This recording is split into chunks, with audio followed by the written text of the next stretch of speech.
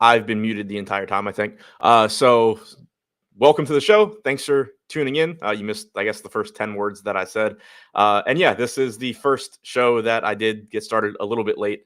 Didn't have everything set up the way I wanted it, but should be good to go now. So going to get into it. We have 12 games today. Looks like pretty good weather. There is one game that has potential weather concerns, but it's too early to tell if they will actually cause a problem or not. So for now, just treating it like all of these games are going to go. Should be a pretty fun slate. Lots of games that we can get into. And yeah, we're just going to get into it. As always, appreciate the likes, comments, subscriptions, all of that helps out quite a bit. And we're going to jump in now with the Phillies taking on the Mets in New York. Not a good park for hitting, but we do have a good Philadelphia offense.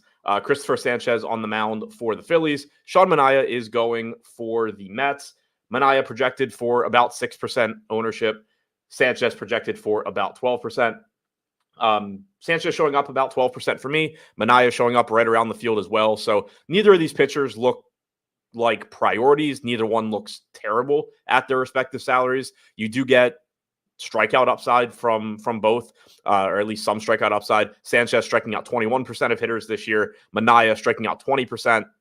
4.96 exit for Manaea. Very high 12.5% walk percentage. 3.32 exit for Christopher Sanchez. Much better than Manaea's. And as expected, or that is a reason that I would expect to be getting to more Phillies than Mets. And that is how it's showing up right now, with Philadelphia showing up as the fifth most rostered team in the lineups that I built, looking at all stack types from 2 through 5. Individually, I think that you're going to be looking primarily to right-handed power from the Phillies, but Bryce Harper and Kyle Schwarber, both left-handed and both still hit left-handed pitching really well. JT Realmuto, if he is in the lineup, looks very good at catcher. He's showing up the most in the lineups that I built. Sosa as a value play, especially if he's hitting toward the top of the order. Nothing wrong with getting there. Harper, Alec Baum, Nick Castellanos, Schwarber, if he's in the lineup. Just a pretty solid Philadelphia team. If this game were in Philly, I think you would be seeing a lot more ownership coming into the Phillies, but this park does hurt home runs. It does hurt home run upside, so there is that. Since the start of last year, a 171 expected ISO to righties for Manaea, 143 so far this year, so he's been a little bit better there. But again, the Phillies overall are just going to look pretty decent here. For the Mets, they are less appealing. So far this season, Sanchez has held righties below a 100 expected ISO. Same goes for lefties. So we've actually seen him make some improvements against righties in that regard. If you go back to the start of last year, he's allowed a 163 expected ISO. So he's just been good this year at limiting contact or limiting production and quality contact and all of that. If you want to get to some Pete Alonso at 4,800, certainly nothing wrong with it. But at first base, I think you're just going to find plenty of other better options on this slate. Next, we have the Rays taking on the Boston Red Sox in Fenway Park. So a nice park upgrade for Tampa Bay. This park plays up offense in general, plays up right-handed power specifically. Zach Eflin going for Tampa Bay. Cutter Crawford on the mound for the Red Sox. Eflin right now projected around 16% ownership, but I do think his ownership is going to fluctuate because right now some sites have Yamamoto projected in for the Dodgers. Other sites have somebody else. So whether or not he is pitching is going to impact, I think, how much some of these pitchers are showing up. Zach Eflin, one of the ones that I noticed some disparities on in particular. But at 8,200, he looks fine here. He's a good pitcher, but again, it is a scary park. The Red Sox offense doesn't have a lot of name value, but it's not been a bad offense so far this year. For the season, Eflin has only struck out 19.5% of hitters, but he does have a 3.59 xFIP. He doesn't walk anybody, and those strikeout numbers are pretty likely to come up. Actually want to check and see how his stuff has looked this year. So the strikeout percentage is down 4.5 points, as you can see. Stuff plus is about where it has been in previous years. So it is pretty likely to me that his strikeout percentage gets back toward what he's normally done in the past. At 8,200, I don't have any issues with him. But again, it is a scary park. Cutter Crawford on the other side, 8,600, showed up in 7% of the lineups that I built. He's another one where if you're getting to him a little bit in your large field lineups, there's nothing wrong with that. He is a good strikeout pitcher, good pitcher overall, 24% K percentage, 3.99 xFIP, but it is not a great park to pitch in. Tampa does have some power. From a splits standpoint, Crawford has been a bit of a reverse splits guy as well. 29.3% K percentage to lefties so far this year, only about 19% to righties. Lefties with a 270 expected WOBA, righties 287. Righties have hit for more expected power as well, but it hasn't really been an issue to either side of the plate as far as that goes. Strikeout percentage, though, has been drastically better against left-handed hitters for Crawford. You're probably going to have a pretty right-handed heavy lineup for Tampa Bay, but we'll see what they actually run out there. Yandy Diaz showing up the most as far as hitters for me in this game going up against Crawford. 4,100 is a good price tag for him. Again, you do get some level of reverse splits for Crawford as well. You get the park upgrade for right-handed power here. So looks like a pretty good price tag on Diaz. Josh Lowe, Isaac Paredes, Randy Arozarena, nothing wrong with those guys either. Boston, I think, is a little bit more difficult to get to just because Eflin is a very good pitcher. Again, not to take anything away from Crawford, but you have, I guess, maybe a little, like kind of a little bit longer track record, I would say, of Eflin being a good pitcher. Crawford, again, I think is good too, but the other problem that you run into with Red Sox bats is they are a little bit more expensive. Not that there's anything wrong with 5K Devers or 4,700 Duran, but this park doesn't play up left-handed power the way that it does right-handed power, and these guys are a bit more expensive than most of their counterparts on Tampa Bay. So the Rays do just end up looking like a little bit easier team to get to. From a stacking standpoint, they're showing up in the middle of the pack, but still ahead of the Red Sox. Next, we have the Cubs taking on the Braves in Atlanta. Reynaldo Lopez pitching for the Braves. Shota Imanaga is on the mound for the Cubs. Imanaga has been very impressive so far in his rookie season. Don't know if it'll continue, but 3.26 xFIP and about a 27% K percentage while only walking 3% of hitters. He has the best K minus BB percentage on this slate. So he's an interesting pitcher just because from a median projection standpoint, he looks fine, but not great. Obviously, the matchup against the Braves is really difficult, and the salary at 9,300 isn't the best. He is still projected around 13 to 14% ownership. He's showing up around 12% of the lineups that I built. So I think that does kind of speak to pitching on this slate not being the best, that we're getting to a $9,300 pitcher against the Braves. But Imanaga has been fantastic this year. Lopez on the other side, $9,700, projected for 12% ownership, showing up in about 9% of the lineups that I built. Lopez is having a solid season. He's moved back into the starting rotation. Hasn't dropped off nearly as much as I expected him to, coming back from a bullpen role for the last few years. 25.5% K percentage is the fourth highest on the slate if Yamamoto is in fact pitching. 3.77 xFIP, but an elevated $9,700 price tag just makes it difficult to call him a true priority. He's more of just somebody that will show up here and there if you happen to have the salary because you stacked a cheap team. Offensively, neither of these teams showing up a lot, and I wouldn't really expect them to because of the quality of pitching on both sides of this game. There's nothing wrong ever with getting to low-owned Atlanta because they are the Braves, but only a 240 expected WOBA allowed to righties this year for Imanaga, 259 to lefties. If you're going to Atlanta, it is purely because Atlanta has such good hitters. It's not because of the matchup against Imanaga or anything like that. On the other side, the Cubs, not going to be particularly interesting either. Lower implied run total than Atlanta. Bellinger at 4,900, Suzuki at 4,800. So they're not exactly cheap. I have a hard time wanting to get to much of this game. I would expect to get to the Braves before I get to the Cubs in tournaments just because of who is in their lineup. Then we get the one game that does potentially have weather concerns. The Nats taking on the White Sox in Chicago. Like I said, it's too early in the day to tell what the weather is going to look like here. All that we know is that there's going to be rain in the area. So it is something that you'll want to keep an eye on throughout the day. But for right now, assuming that this game does go, we have Trevor Williams on the mound for the Nats. We have Chris Flexen for the White Sox. Pretty safe to say I don't anticipate getting to pitching in this game. If I did, it would probably, I guess, be Trevor Williams, but neither of these guys are showing up much for me. Flexen is really cheap at 5,800, but not a good strikeout pitcher, not a good strikeout matchup. Only struck out 17% of hitters. He has a 4.89 xFIP. Williams has actually been okay, striking out 21% of hitters, 3.79 xFIP. Don't really know what's going on with him. I assume that he'll fall off eventually because he's Trevor Williams and he's been around a while. We know what we're getting, but he's actually been decent so far this year. But that salary isn't exactly one that I'm looking to get to here.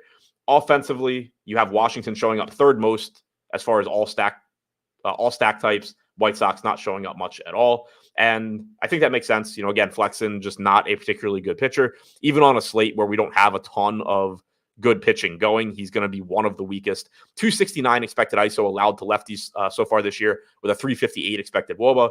He's been better against righties, as you would expect. 321 ex-WOBA, 148 expected ISO. CJ Abrams looks really, really good here. $5,800 shortstop, stolen base upside, power upside.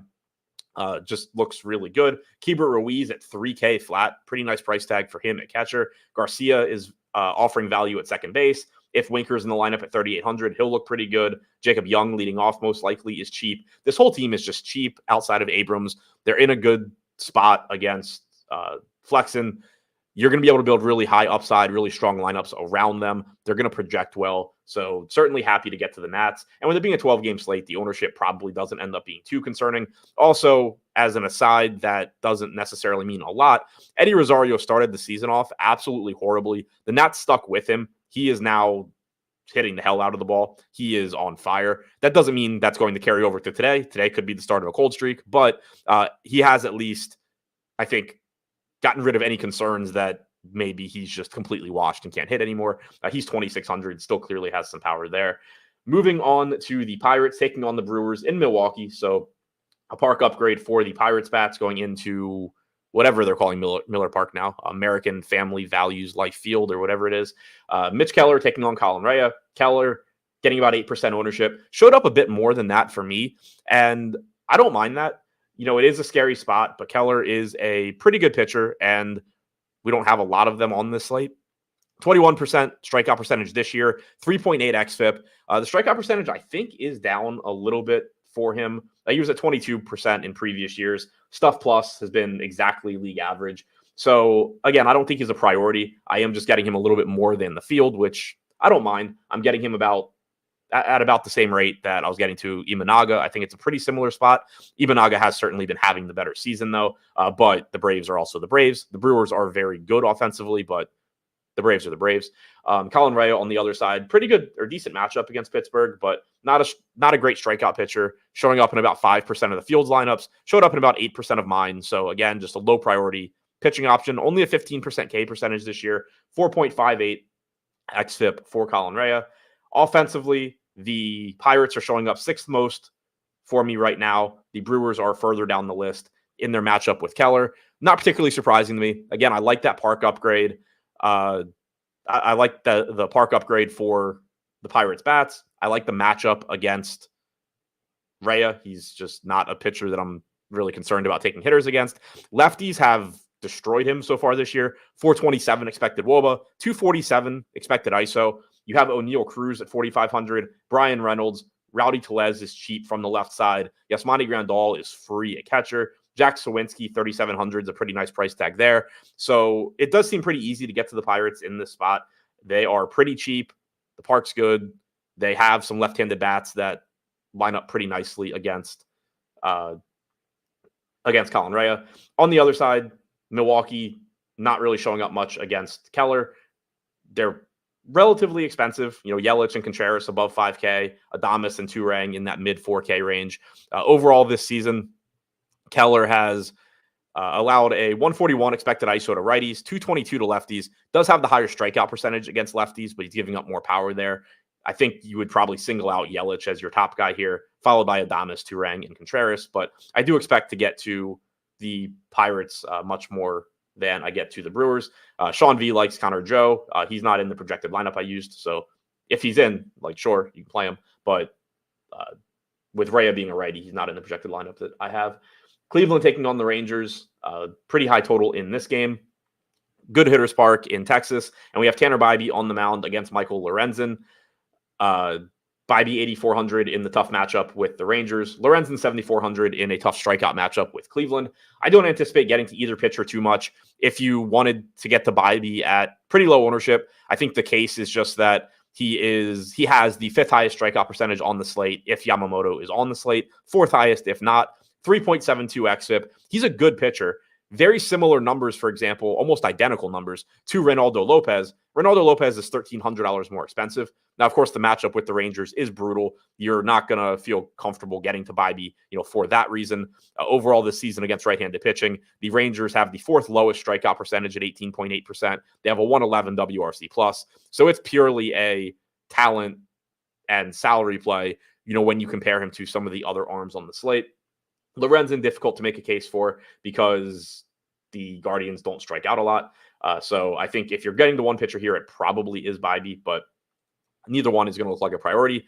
Offensively, you have neither stack showing up very much at all. Again, Texas has the tough matchup with Bybee. They're kind of like Atlanta, where if you want to just get to the Rangers and hope for the best at low ownership, that's fine in tournaments because they are still a really high upside offense. Bybee has had issues with left-handed power this year, 254 expected ISO to lefties. So you have Corey Seager, obviously a very high upside option from the left side. But overall, I think it's going to be tough to prioritize an expensive Texas team against Bybee.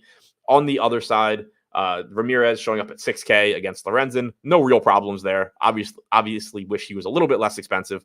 Lorenzen has allowed no production whatsoever to lefties so far this year, but a very limited sample. If you go back to the start of last year, 172 expected ISO to lefties, 316 to righties. This year, it's 247 expected WOBA to righties, sub 100 expected ISO to lefties. But again, he's only thrown 186 pitches to left-handed hitters. I'm not going to shy away from Ramirez or Jimenez against him, although their price tags are they're expensive. And the rest of this lineup, you're not really that excited to get to. Josh Naylor also has power, also very expensive. So I think the salaries here are what's keeping Cleveland, or sorry, I missed them at the top. Cleveland is at the top here, which makes sense. You have an expensive Ramirez, Jimenez, and Naylor. Everybody else is pretty cheap. And so what I was about to say is that if you were stacking Cleveland, I like the salaries for Bo Naylor, Rocchio, Freeman, Brennan. The problem is that if you're not stacking them, those aren't really guys that I like using too much as one-offs. So how often I'm getting to them is kind of going to be determined by how often I'm getting to Ramirez, Jimenez, Naylor at those price tags. Right now, it looks like I am able to get to them a decent amount.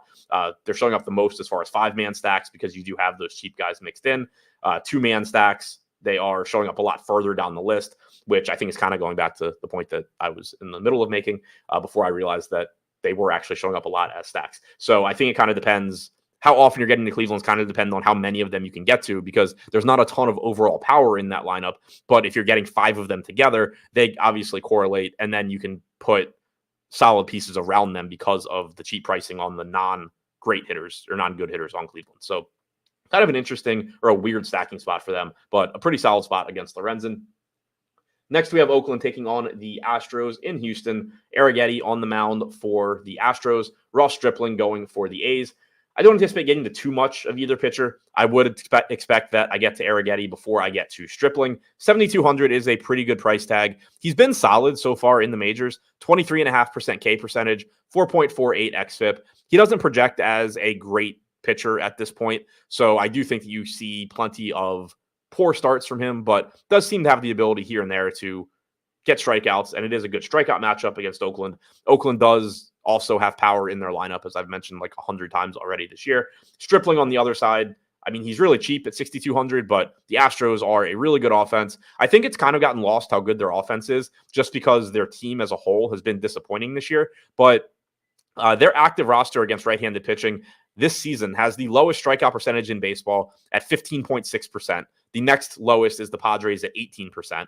They have a 117 WRC plus. Now, obviously, some of that is just driven by Yordan Alvarez and Kyle Tucker. But if you look individually at their hitters, most of their guys have been good this year. Alex Bregman has been awful. Jose Abreu was really bad, but he's no longer even on the active roster. So overall, this is still a very, very good Houston lineup, a very, very difficult matchup for Ross Stripling.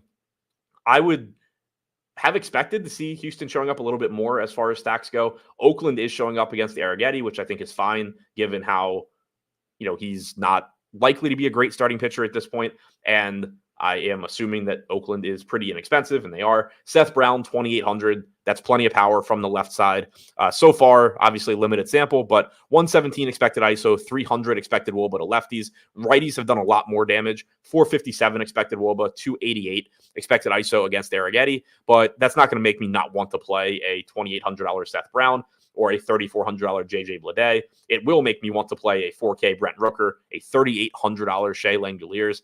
These are legitimate power hitting threats in the Oakland lineup at inexpensive price tags. I really like getting to these guys. On the other side, Yordan Alvarez looks great at 5,500. Kyle Tucker at 6,100. If you can get to him, looks great. Altuve looks fine. Bregman, again, has been awful to start the season, but it's not like he's old. He should figure it out sooner than later. His salary has fallen. So if you're stacking the Astros, there's no reason not to use Bregman, whether that's a mini stack, a full stack, whatever. If he fits into your lineup, fine. But clearly, I would rather be getting to Yordan Alvarez and Kyle Tucker if I can. So this looks like a good spot to get to the A's for value and maybe mix them with Houston because, you know, they're more expensive, but obviously give you a lot of upside as well. Now, before we get to the next game with St. Louis taking on the Angels, did just want to mention for anybody that missed the announcement last week, I do have a new site, new project coming up, working alongside some really good DFS players. Really good is probably understating it, in Uticow, Brick75, and Nerdy Tenor. The site has not gone live yet, but we do have an email list so you can get notifications when it does go live. You can sign up for that by clicking the link in the description below for Endgame Syndicate, and then signing up for the email list. It's on the bottom of that page. So check that out if you hadn't heard about it already. Definitely excited about that. It's going to be essentially a DFS training site, more high-level strategy type stuff, but we'll also be around in Discord to talk about, you know, whatever you want to talk about. I know I'll be in there a lot. I'll still be doing this show, so you'll be getting your daily content from me. But the overall goal of the site is more, you know, teach a man how to fish as opposed to just giving him his fish every single day. So I'm excited about that. I think it's different, something that doesn't really exist right now. You can sign up for that to get alerts when that site does go live using the link in the description below and signing up for the email list. Now, moving on to the Cards and the Angels. Cardinals going to Anaheim, so a nice park upgrade for them. I am not sure what Ariel Lewis is asking in chat. On the mound for the Angels, we have Jose Soriano. Don't know who we have for the Cardinals. Not seeing anybody listed right now. If I look on FanGraphs, they have Matthew Liberatore, who is a former highly regarded prospect. He hasn't been great in the majors so far. So I don't think we're looking at pitching from St. Louis. I don't know if he's just not in the player pool or if I didn't have him projected in. Yeah, so he's 8,300. You're not looking to get to him anyway. For Soriano, 6,500, not really looking like an option either. Then at 6,500, I'm not expecting to get too much Soriano in not a great strikeout matchup against St. Louis. Showed up like 9% of the time for me. 5% ownership. You're on the wrong channel, Ariel. Sorry, not talking about team totals and bets here. Offensively, I don't think either team looks like a true priority. St. Louis showing up in the middle of the pack as far as stacks go. Angels are a lot further down the list. Soriano is not a bad pitcher. St. Louis does have power in their lineup, though, and they are getting a nice park upgrade, which is nice. 141 expected ISO to lefties, 175 to righties, higher strikeout percentage against right-handed hitters, as you would expect, at 25%. But St. Louis's offense has been disappointing to start the season. As a result, they're cheap. They're also banged up, which is, you know, one reason they've been disappointing, but also it makes them cheaper. Goldschmidt only 4K because he hasn't been able to hit all year. Did homer the other day. Maybe that'll start something. I don't know. Nootbaar, 3,900, nice price tag. Herrera at 3,200, good price tag for him. Burleson, Arenado, Gorman. Just looks like a pretty easy team to get to from a stacking standpoint in a good park for hitting. So I think you can probably build really high upside lineups around them. Happy to get to the Angels the Cardinals rather, where I can. Angels, I think, are going to be a little bit more difficult to get to just because it is a bullpen game. Those generally aren't very appealing in general. And then the Angels, obviously, just not a very good lineup without Mike Trout either. Next, we have the Reds taking on the Arizona Diamondbacks. On the mound for the Reds, we have Graham Ashcraft, Jordan Montgomery going for the Diamondbacks. Montgomery's been really, really disappointing so far this year. Most likely just can be attributed to rust. He didn't have spring training. He's only struck out 10.5% of hitters. so far this year, 4.58 xFIP. He's only walked 6% of hitters, which is good. That strikeout percentage has to increase. Just based one on 10.5 is unbelievably low for anybody. And then two, Jordan Montgomery does have a track record as a pretty good pitcher. So far this season, the strikeout percentage, again, down about 12 points from where it's been in the past. Stuff plus isn't that far off where it has been. 94.2 so far this year, 97.7 in previous seasons. So I do expect him to rebound sooner than later. I know I did bet over 4.5 strikeouts for him today. I also know that I've been losing money on his overs in pretty much every start lately. Hopefully that'll turn around. But 7,500 from a DFS standpoint, not looking to get to him. Ashcraft, not looking to get to him either against Arizona. So not really looking like a pitching game here. I do think the offenses look pretty good. Cincinnati in particular, they're showing up second most right now as far as all stacks go. If you look just at 5-mans, they're third behind Cleveland and Washington. Arizona is further down the list, probably just because they're a bit more expensive. If you look at hitters individually, no, Stephen Lubitz, Montgomery's never been a big K guy, but he's like a 21, 22% K guy, not a 10% K guy. Ellie De La Cruz, 6,200. The problem is that De La Cruz will be hitting right-handed, which, or at least, to start the game against Montgomery. De La Cruz is much better as a left-handed hitter than a right-handed hitter, but that doesn't change his upside. He's still got massive power, massive stolen base upside. You just, all things equal, would prefer him to be hitting left-handed, but still looks like a good shortstop option, not getting much ownership. I like Tyler Stevenson quite a bit. He's been hitting the ball hard this season. He's only 3,900. You do have Montgomery, that has struggled so far. So it looks like a pretty good spot to be getting to Stevenson at catcher. I think that's a good play. 185 expected ISO allowed to righties so far this year. 381 expected WOBA by Montgomery. So I like Stevenson there. If you can get to Steer at 5K, then great. Candelario is cheap. Jonathan India is pretty cheap and probably leading off. But Tyler Stevenson, I think, is my favorite play, factoring in salary and all of that. Obviously, if you can get to De La Cruz, that's great as well. They do just look like a team that's not getting as much ownership as I think they should as well. Einsteinium said, interesting that I like Cincy more than Arizona. Yeah, I think it's mostly a pricing thing is why they're showing up more. Not that Arizona is really expensive, but outside of De La Cruz and to some extent Steer, the Reds just aren't expensive at all. And you do have like Tyler Stevenson at catcher. You have India at second base. So they're covering some weaker positions. I think that the stack just comes together nicely, and then you're probably able to build really good lineups around them. The Diamondbacks are getting a little bit more ownership. Corbin Carroll and Ketel Marte in particular. No issues with those guys getting ownership. Carroll has started the season off horribly, but you do expect that will turn around. Ashcraft is not bad at limiting power. 155 expected ISO to lefties so far this year, 142 since the start of last year. Righties have gotten to him a little bit more this year with a 180 expected ISO, still only a 324 expected WOBA. He's just a solid pitcher. He's not great. He's not somebody that you're actively avoiding hitters against, but he's not a terrible pitcher either. 18.5% K percentage, 3.86 xFIP for the season. I think, again, Carroll and Marte, the guys that are going to show up the most. Jock Peterson's pretty cheap. But overall, I'm just not getting to Arizona a ton. And neither is the field, with the exception of, getting to like 6 to 10% of Corbin Carroll and Ketel Marte. Next, we go to a park where we will be getting the pitching because Seattle is the most favorable pitcher's park in baseball. And we have Brady Singer on the mound for the Royals. We have George Kirby going for Seattle. Singer is somebody that has seemingly made improvements this year, and we still haven't really rostered him a lot, or at least I haven't rostered him a lot. I haven't recommended him a lot in DFS, in part because it just seems like he's been in difficult matchups, or he's been on slates where there's just pitching that is better at better price tags. We finally have a slate where he looks like a priority as he takes on a Mariners team that leads all of baseball in strikeout percentage against right-handed pitching. He has been good this year, as I said, 25% K percentage, 3.32 xFIP. Looking at his underlying stuff, he's been kind of difficult to figure out because you have the increase in strikeout percentage, but stuff plus still looks like it has in the past. Now, one thing I do want to mention with the 85.3 stuff plus, I don't think the correct conclusion is necessarily that Brady Singer's stuff sucks.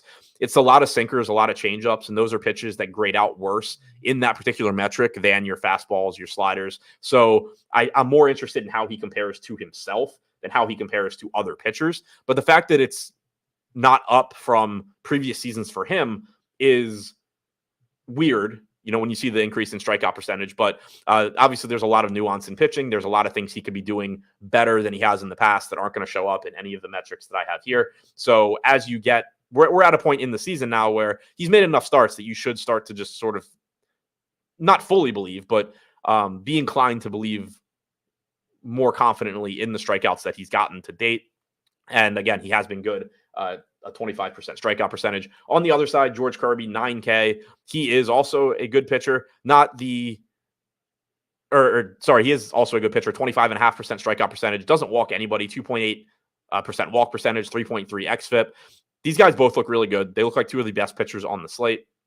The matchup against Kansas City isn't as good from a strikeout standpoint for Kirby as it is. It's pretty much the polar opposite. Kansas City ranks 28th in strikeout percentage against right-handed pitching this year at 18.2%, 98 WRC plus. Seattle at 29.6%, 95 WRC plus. But again, on this slate where we haven't loved a lot of pitching, it is a solid price tag on Kirby. He's getting 28% ownership. I do think this is sort of where we saw some other expensive pitchers that didn't look very good, but that were kind of interesting in tournaments earlier. Imanaga, Keller, Lopez, those guys all getting like 10 to 15% ownership. So about half the ownership of Kirby. I think that they are guys where I clearly prefer Kirby. I clearly prefer Singer. If you have a popular stack or you have a lineup where you're worried about the ownership, I think pivoting to one of those guys is fine. Like they're probably not 2-1 underdogs, but it is probably close given the matchups and the park. So I'm not looking at it as, wow, I can't believe people are playing Singer and Kirby way more than these guys. I'm looking at it more as if I happen to need them in an individual lineup, that's fine. But my priorities are clearly Singer and Kirby.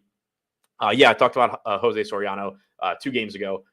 Not really interested. He's 6,500. He's cheap. If he lands in a lineup here or there, then fine, but probably like a 5 to 10% owned guy. And I just don't think you're going to need that savings all that much on this slate. So the pitching in this game looks great. The offenses I don't expect to look good at all. Seattle showing up second from the bottom. KC bottom third in stack percentage.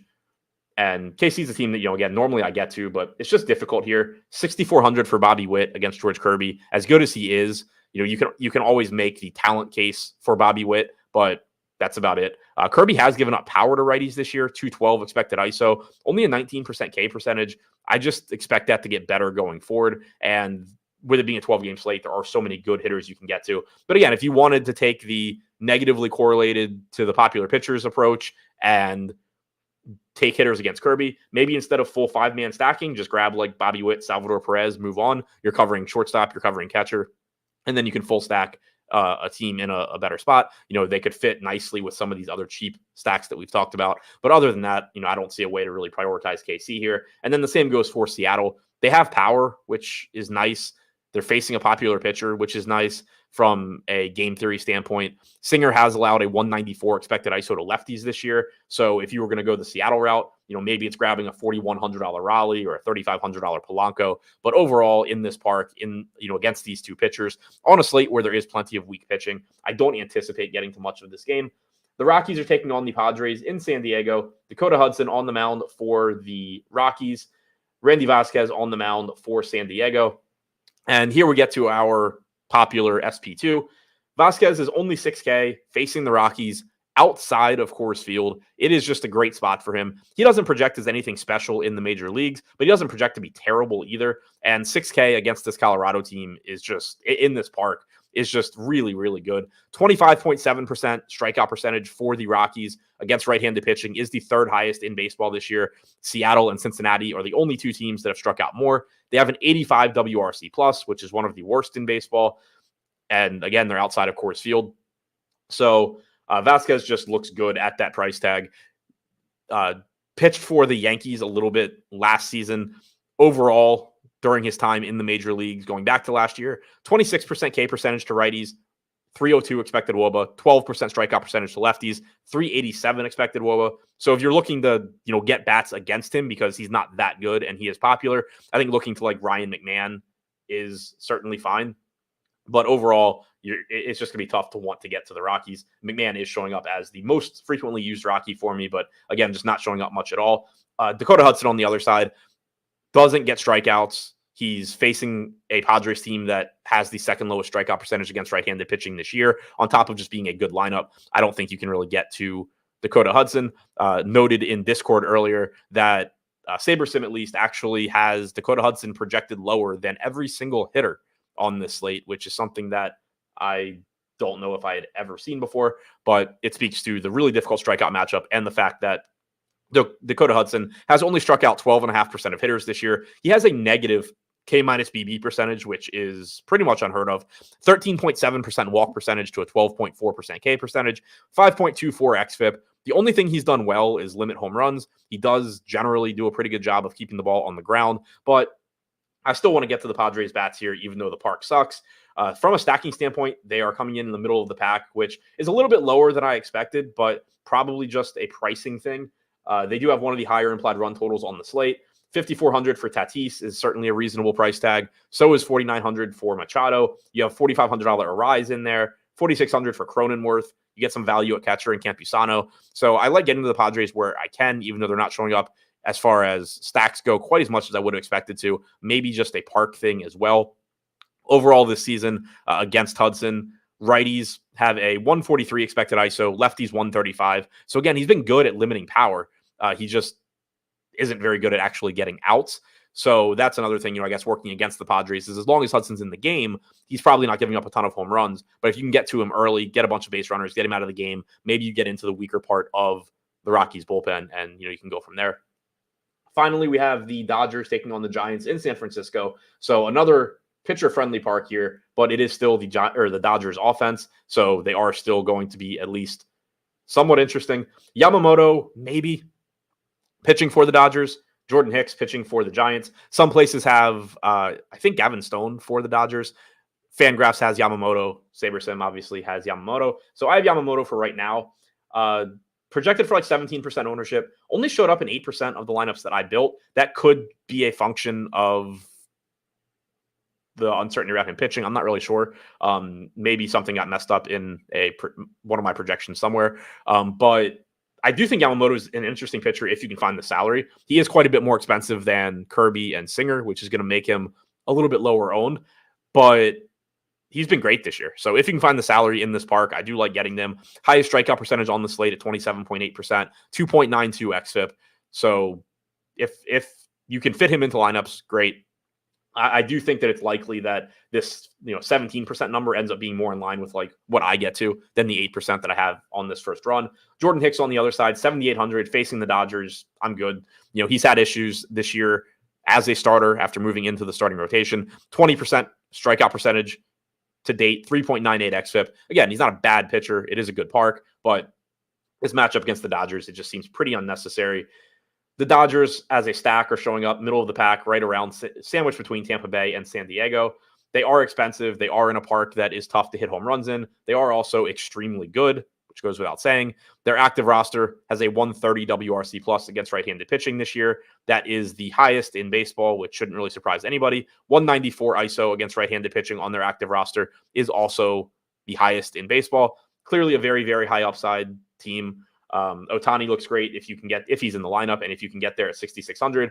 Mookie 6,500 obviously looks really good. I mentioned it the other day. It's still the case. It is more difficult to get to him now because he is shortstop only. He's had second base and shortstop for most of the season, which made it really easy to get him into lineups, really regardless of what type of lineup of what your roster construction looked like. At shortstop now, he's competing with De La Cruz, with Witt at the top. Obviously not on this slate because he's not on it, but Gunnar Henderson is always in that price range. So it generally just makes bets more difficult to get to than he was, but still is going to look pretty good.